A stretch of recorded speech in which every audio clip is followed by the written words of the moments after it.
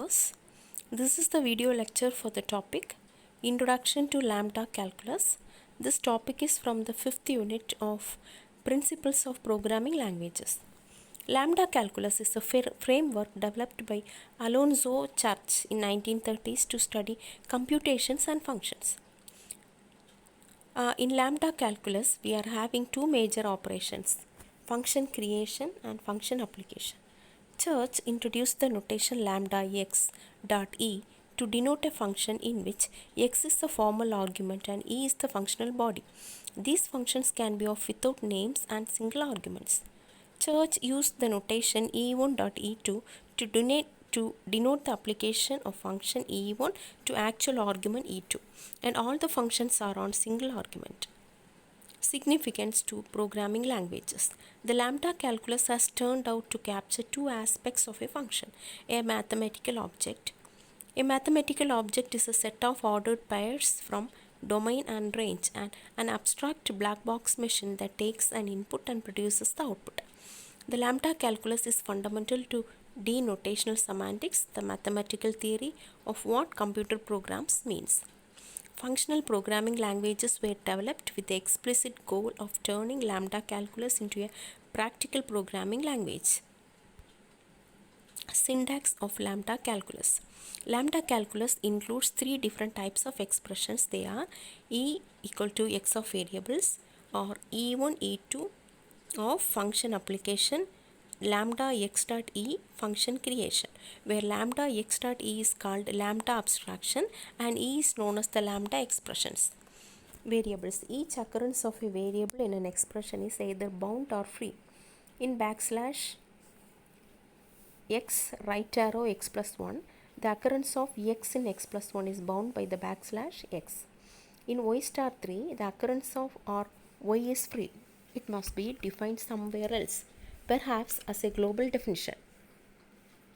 In general, an occurrence of a variable is bound if there is some enclosing lambda expression that binds it. If there is no lambda binding, then the occurrence is free. We need to be careful. The first occurrence of a is free, but the second occurrence is bound. A plus a tends to 2 power a, 3 tends to a plus 2 power 3. Being free or bound is a property of an occurrence of a variable, not of the variable itself. Evaluating lambda calculus. Pure lambda calculus has no built-in functions.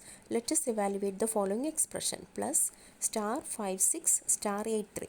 So here we can start with the operator plus followed by two numbers. So what will happen is 5 star, the meaning of star 5 6 is 5 star 6 in the modern programming languages. So 5 star 6 will be evaluated.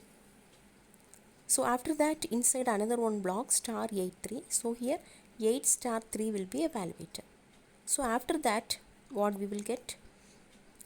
Plus 30 24. That is 5 6 are 30, 8 3s are 24. So plus 30 24 means here the evaluation like 30 plus 24, and finally we will get 54. In this way, in lambda calculus, the operators will be preceded by the operands. Beta reduction rule. We need a reduction rule to handle lambda s. Lambda x dot star 2x of 4. Here 4 will be the parameter.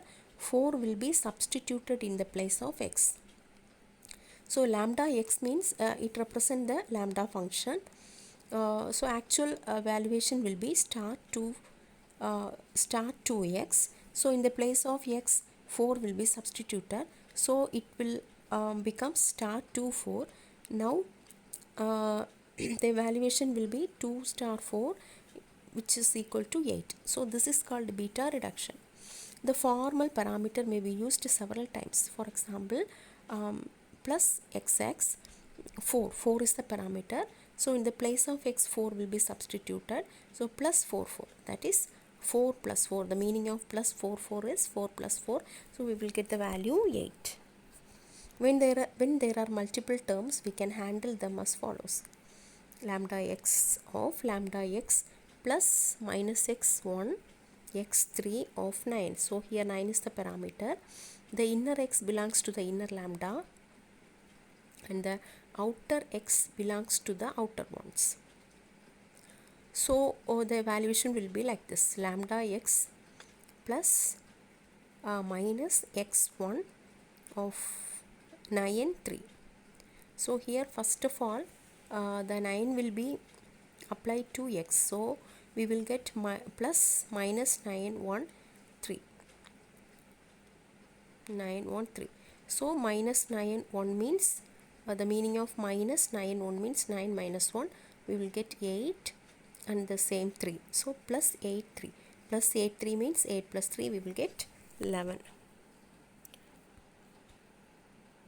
Free and bound variables. In an expression, each appearance of a variable is either free or bound.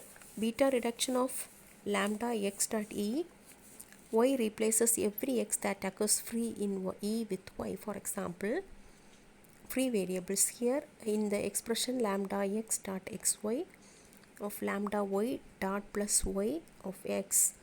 Here x and y are free variables. X and y in that particular position are free variables, and lambda x and y in the lambda x and lambda y are bound variables.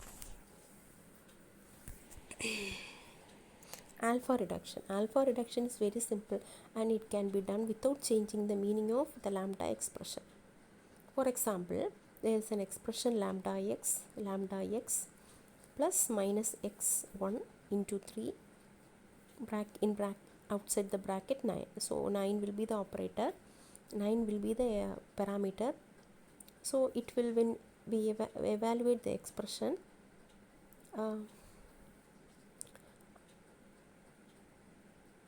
9 will be applied in the place of y, and minus 9 1 means 8 plus 3 we will get 11. Church-Rosser theorem. The Church-Rosser theorem states the following: if E1 E2, then there exists an E such that E1 tends to E and E2 tends to E. Reduction in any way can eventually produce the same result. E1 tends to E2 and E2 is normal form, then there is a normal order reduction of E1 to E2. Normal order reduction will always produce a normal form if one exists. So that's all about the topic. Thank you.